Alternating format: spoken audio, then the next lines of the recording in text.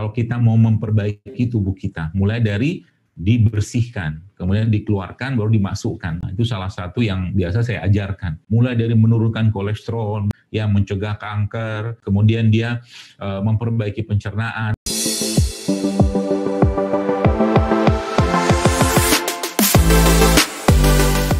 Kalau kita lihat misalkan kurma lah ya kurma.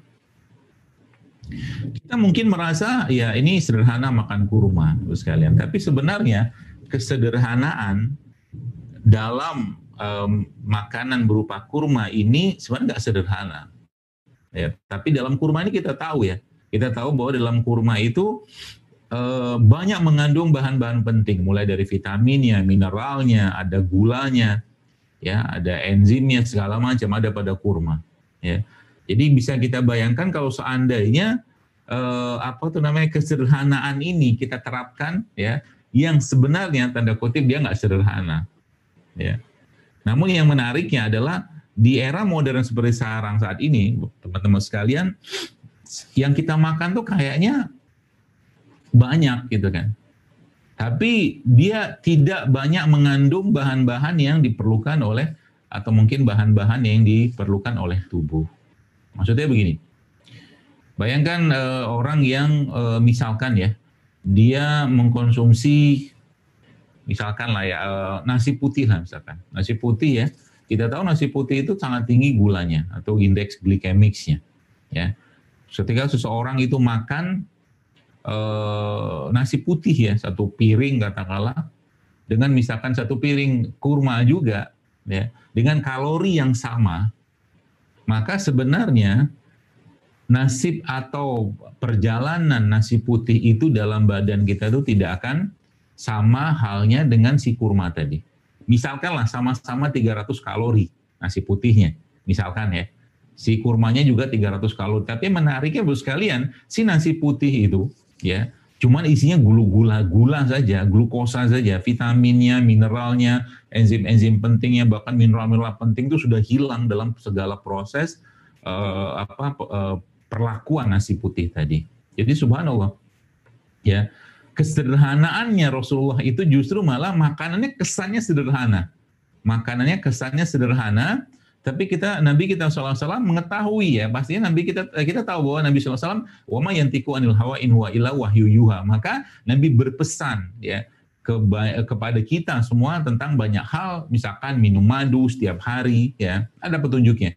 Yang kita baca dalam buku Tib Nabawi Ibnu Qayyim Al-Jauziyah, itu disebutkan bahwa minum madu itu ya tiap hari gitu kan, ada hadisnya seperti itu. Ya. Dan dicampurkan dengan air, Nabi suka dengan itu. Ya, termasuk dia kalau kita bicara tentang buah-buahan. Buah-buahan ini sama, kalau misalkan contoh beginilah ya. Kalau kita ambil satu piring buah-buahan ya, satu piring atau satu mangkok lah buah-buahan ya. Dengan katakanlah buah-buahan kan glukosa, ada glukosanya di situ, ada gula buahnya, tuh fruktosanya di situ. Dengan satu piring yang isinya misalkan gula pasir, kan sama-sama gula gitu kan. Masalahnya apa? Masalahnya adalah kalau glukosa dari gula pasir tadi hanya glukosa doang, hanya gula saja. Ya, tapi kalau kita bicara buah tadi, teman-teman sekalian, itu bukan cuma buah saja, ada seratnya, ya, ada vitaminnya, ada mineralnya, semua ada di situ. Ya, lagi-lagi sebenarnya kesederhanaan yang saya coba telaah dari bahasa atau mungkin petunjuk dari Nabi kita SAW ini, sebenarnya makanan yang dimakan itu tidak banyak ragamnya, ya, tidak banyak ragamnya, tapi mengandung banyak sekali keutamaan, ya, keutamaan. Saya coba aplikasikan saja ke kehidupan kita atau mungkin ke teman-teman semua sehingga nanti kita mulai paham gitu kan, bahwa ternyata banyak yang kita makan selama ini itu nggak diperlukan, ya, nggak diperlukan oleh tubuh kita karena derajat makanan itu, ya, derajat pertamanya adalah makan untuk kebutuhan, ya, mencukupi atau memenuhi kebutuhan itu. Kemudian makan memadai, ini peringkat yang keduanya. Yang ketiga, makan atau makanan pakai ukuran atau standar kemewahan. Ya. Nah, kita nih zaman sekarang ya, kita lihat ya banyak sekali ya makan tuh udah bukan lagi kebutuhan, udah yang dimakan berlebih kalorinya, ya. Kemudian jarang puasa juga. jarang olahraga juga, jarang sayur juga, jarang buah juga, jarang air putih juga. Udah gitu yang dimakan tidak diperlukan oleh tubuhnya, ya sudah pasti muncul penyakit. Ya, maka protokol-protokol kesehatan dalam Islam ini Bapak-Ibu sekalian itu Masya Allah ya, sangat-sangat luar biasa. Ada puasa di situ. Maka saya pernah memberikan sedikit ya, garis besar secara pengetahuan saya gitu kan, bagaimana makan itu atau mungkin bagaimana proses kalau kita mau memperbaiki tubuh kita, mulai dari dibersihkan, kemudian dikeluarkan, baru dimasukkan. Kan pernah saya tulis itu. Bersihkan diambil dari konsep di mana Nabi SAW menganjurkan kita berpuasa pada setiap bulan, pada 13, 14, 15. Kemudian pada tanggal 17 atau 19 atau 21-nya Nabi kita SAW menganjurkan kepada kita semua untuk berbekam. Ya, berbekam. Habis itu kita tahu bahwa pada tanggal 17-nya kita tahu bahwa setelah itu, bukan setelah itunya, maksudnya proses setelah itu kita mau masukkan makanan-makanan yang halal dan thayyib dan tidak berlebihan ya. Meskipun kurma sehat, meskipun madu sehat, tapi kalau berlebihan juga tidak baik bagi tubuh kita. Ya, nah, jadi teman-teman sekalian banyak sekali ya makanan-makanan atau mungkin konsep-konsep kesederhanaan yang Nabi kita berikan petunjuk kepada kita semua ini yang bisa kita terapkan, ya bisa kita terapkan di zaman sekarang ini, ya di zaman sekarang ini. Jadi misalkan Nabi kita SAW suka makan atau salah satu makanan kegemaran Nabi itu adalah sarid. Ya. Sarid itu apa? Sarid itu adalah roti gandum ya, roti gandum yang dimasukkan dalam suatu tempat gitu ya. Kemudian dituangkan kuah kari, ya, kuah kari gitu. Kita tahu bahwa gandum yang bagus ya, seperti mungkin teman-teman pernah mendengar talbinah itu ya. Talbinah itu salah satu sumber serat yang sangat tinggi bagi pencernaan kita. Ya, bahkan Nabi kita SAW menyebutkan bahwa talbinah itu bisa menenangkan hati, menghilangkan gelisah. Ya, menghilangkan gelisah, menenangkan hati ya. Karena memang dia adalah makanan buat bakteri-bakteri yang ada pada perut kita. Nah, kemudian ditambahkan dengan kuah kari daging seperti itulah. Kita tahu bahwa kari ya, misalkan ya kari itu suatu makanan ya yang penuh dengan bumbu di sana, ya penuh dengan bumbu di sana. Ada kari, ada serat yang tinggi, kemudian tambahkan dengan bumbu, maka dia jadi makanan yang sangat luar biasa. Ya, itu sebabnya Bapak-Ibu sekalian, teman-teman yang saya hormati, makanan yang sederhana yang kita pikir itu sebenarnya kandungannya itu sangat luar biasa. Ya, nah masalahnya kayak kita bahas semakin ya, misalkan kita sudah memahami ini, maka misalkan kita makan tempe. Ya, tempe itu sebenarnya akan jauh lebih bermanfaat, akan jauh lebih berkhasiat ke tubuh kita kalau seandainya dia tidak digoreng. Kenapa nggak digoreng? Karena dia kan produk fermentasi. Tempe atau kedelainya sudah direbus, kemudian dalam proses perebusan, setelah proses perebusan, kemudian dikasih ragi, kemudian jadilah tempe seperti itu. Ya, artinya dia makanan probiotik. Ya, makanan probiotik. Jadi sangat sehat justru malah kalau seandainya tempe itu kita konsumsi tanpa kita goreng.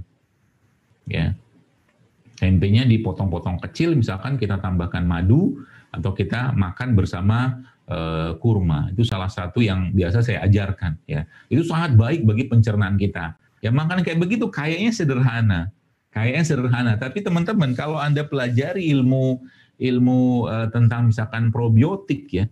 Tempe itu kan makanan probiotik. Jadi subhanallah, Masya Allah, mulai dari menurunkan kolesterol, menurunkan berat badan, ya mencegah kanker, meningkatkan atau memperbaiki imunitas, kemudian dia memperbaiki pencernaan, menguatkan imun, banyak sekali dari tempe tadinya. Tapi sekarang masalahnya adalah tadi ya, kecenderungan kita ya manusia zaman sekarang yang untuk lebih mengkonsumsi makanan-makanan yang sesuai dengan selera lidah kita. Ya. Jadi kalau saya suka kari, tapi kalau saya makan kari biasanya nggak pakai santan. Saya minta nggak pakai santan. Jadi betul-betul pure bumbu-bumbu itu dimasak gitu kan. Kemudian tambahkan air pastinya, atau mungkin dalam bahasa orang-orang Asia itu ya, masala gitu kan. Itu tambahkan dengan daging-daging, ya mau ikan, mau daging apa, itu sangat baik bagi tubuh kita, Bapak sekalian. Ya, jadi banyak sekali penyakit, ya lagi-lagi saya sampaikan, ya bisa dicegah dengan memperbaiki pola makan. Saya pribadi melihat, ya sebelum mungkin jamaah saya, teman-teman saya itu yang mereka mulai ibarat kata mah sudah ditinggalkan oleh keluhan-keluhan di badannya. Ya, sudah ditinggalkan oleh keluhan-keluhan di badannya. Artinya apa? Ketika mulai mereka memperbaiki pola makan, menyederhanakan makanan mereka, menyederhanakan pola masaknya makanan itu atau cara masak makanan itu yang tidak berlebihan, maka tubuhnya atau mungkin keluhan-keluhan tadi perlahan-lahan hilang. Karena memang tubuh kita itu semakin sederhana yang masuk ke tubuh kita, maka semakin mudah tubuh kita mengolahnya. Semakin sederhana makanan yang masuk ke tubuh kita, maka semakin mudah tubuh kita mengolahnya. Ya. Dan sebaliknya juga sama, semakin kompleks makanan yang masuk, semakin berat tubuh kita mengolah. Dan ada dannya seterusnya adalah kalau penyakit-penyakit itu ya bermula dari semakin kompleksnya ya makanan yang masuk ke tubuh kita. Jadi banyak masalah teman-teman sekalian berkaitan dengan makanan tadi. Jadi kalau saya kadang-kadang membayangkan makanan ini panjang banget ceritanya, ya, panjang banget ceritanya. Karena memang terlalu banyak pengganggu dalam makanan tadi. Ya, jadi tapi kita punya cara-cara yang nanti kita Shallallahu Alaihi Wasallam bisa atau mungkin kita bisa terapkan dari dari petunjuk Nabi kita seperti itu. Contohnya begini.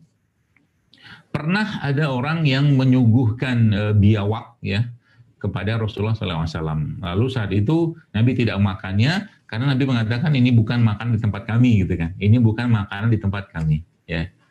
Jadi subhanallah ternyata makanan, jadi kesederhanaan makanan itu juga ada kaitannya dengan apa yang Allah ciptakan di suatu tempat. Jadi apa yang Allah ciptakan di suatu tempat, udah makan aja, jangan heboh-hebohan gitu. Kayak sekarang ini kan kita ngelihat migrasi makanan ya, atau transformasi lah, atau seperti itulah gitu ya.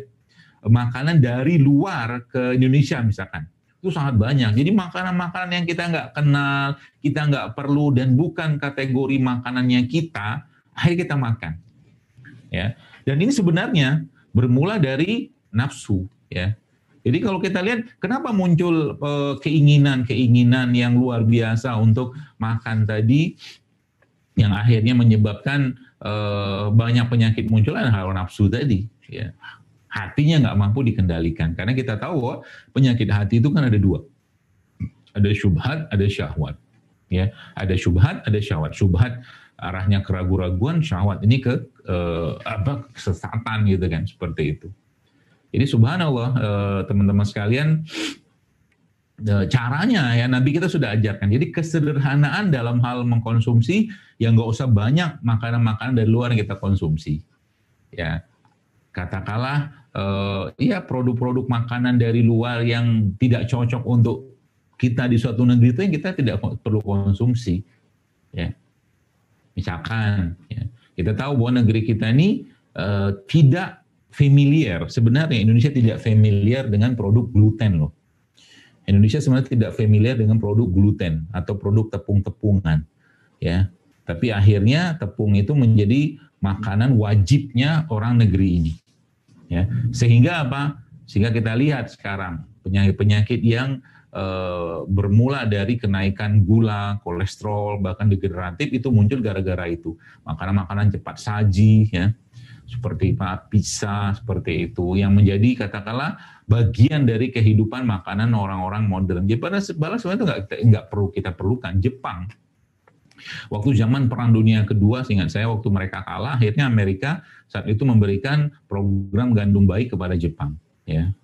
Kemudian saat itu ternyata Jepang yang sebelumnya orangnya pendek-pendek gitu kan, akhirnya ngikutlah program gandum baik dari Jepang, dari Amerika ini, ditambah lagi dengan produk susu-susuan. Jadi apa yang terjadi, orang Jepang disebutkan dalam sejarah itu mulai tinggi-tinggi, mulai besar-besar, ya, karena kalsium segala macam. Tapi akhirnya apa? Ternyata ususnya bermasalah semua gara-gara itu bukan makanan mereka.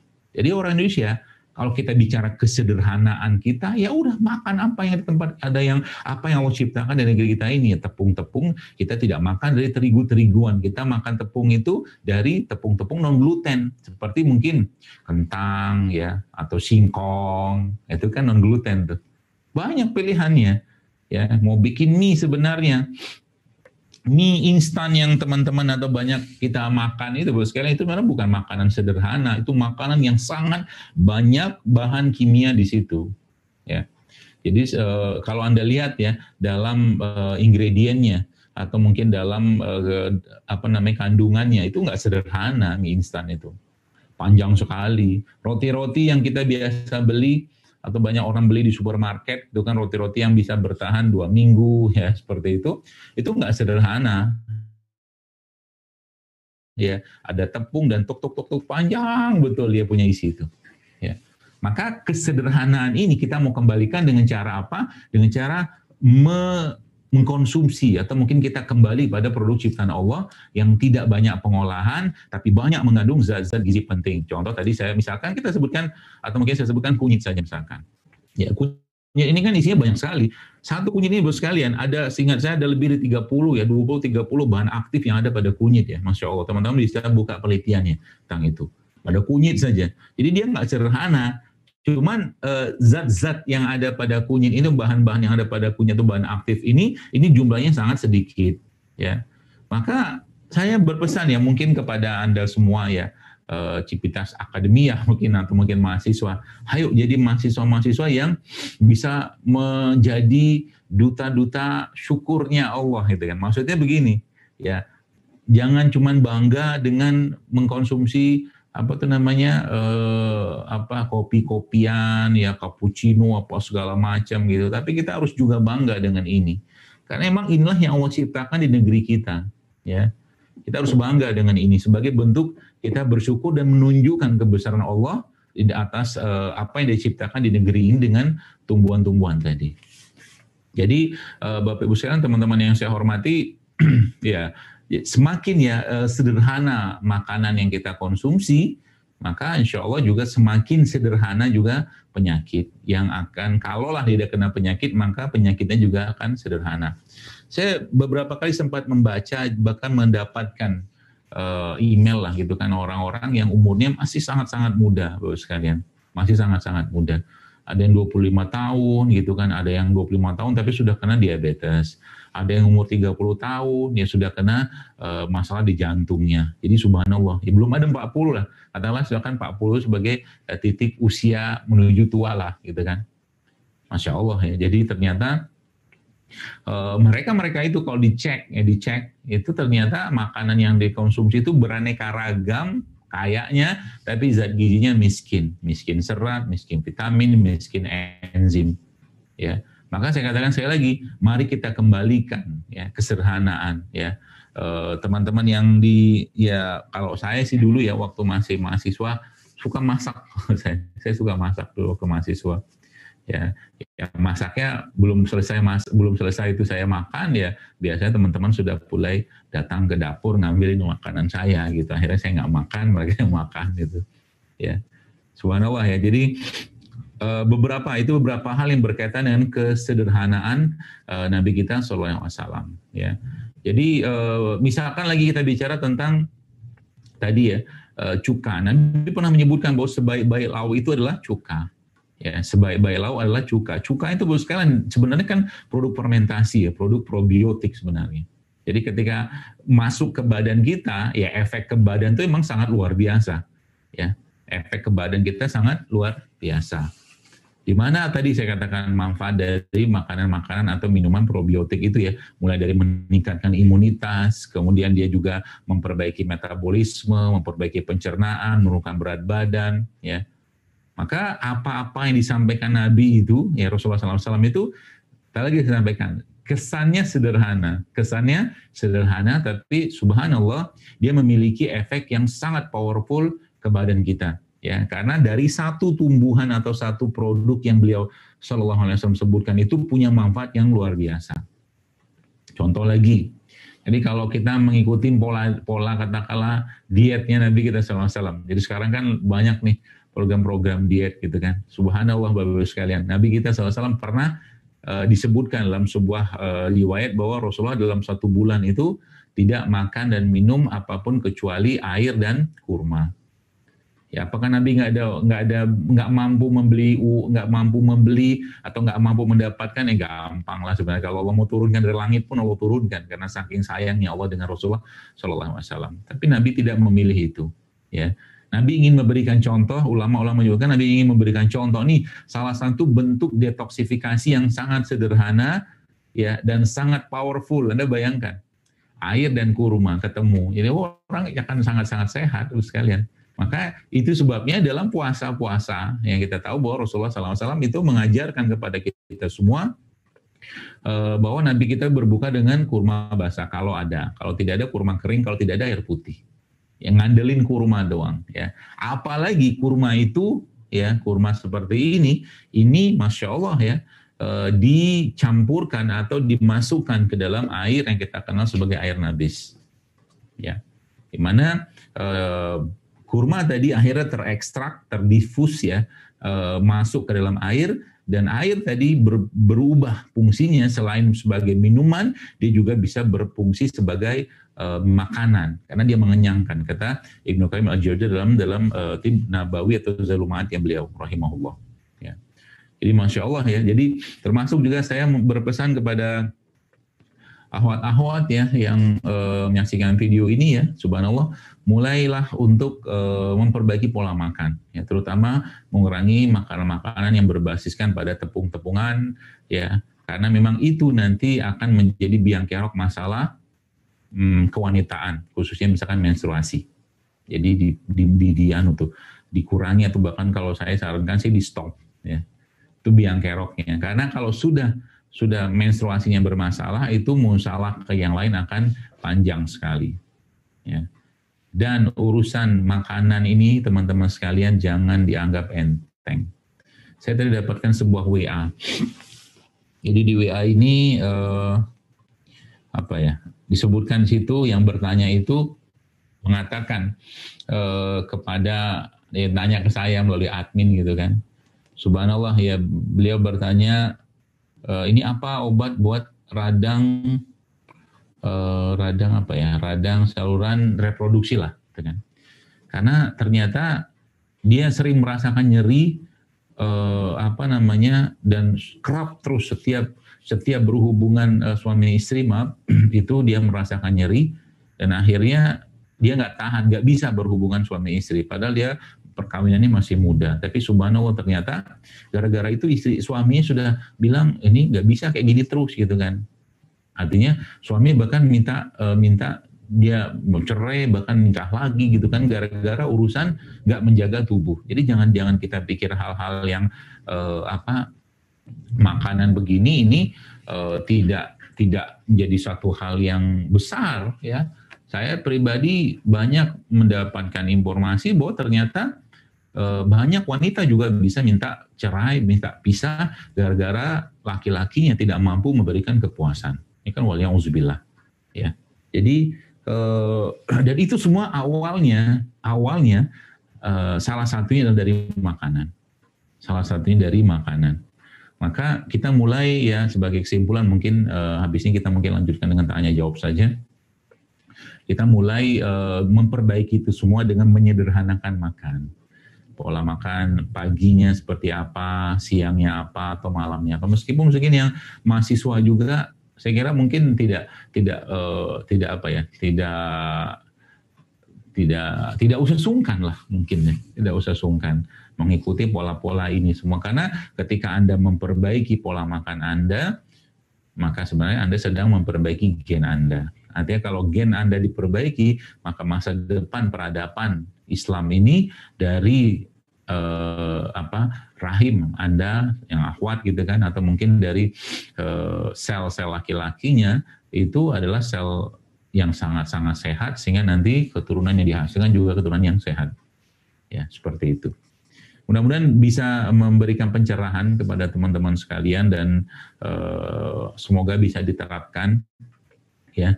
Karena sayang ya, kita tahu sekarang semakin merajalelanya makanan-makanan yang nggak sehat, dan begitu luar biasanya orang terinstal pikirannya dengan hal-hal yang instan, sehingga akhirnya obat-obatan pun makanannya instan, obatnya pun instan. Hasilnya ya pikiran yang instan, kebiasaannya. Semua pengen serba cepat, serba mudah. Cara cepat masuk surga, cara cepat macam-macam lah. Seperti itu. Ya, jadi mudah-mudahan dari kesederhanaan makanan Rasulullah SAW yang sedikit banyak saya jelaskan, itu tadi bisa memberikan pencerahan kepada teman-teman semua, dan bisa kita terapkan pastinya. Ya mungkin kalau zaman sekarang ini, kalau mungkin kita berikan kita kasih judulnya tuh ya kayak food combining lah ya. Nabi kita itu emang cenderung sederhana makanannya, ya. Cenderung sederhana makanannya. Jadi Masya Allah ya, mudah-mudahan itu bisa kita terapkan juga. Wallahu ta'ala alam. Saya kira mungkin cukup.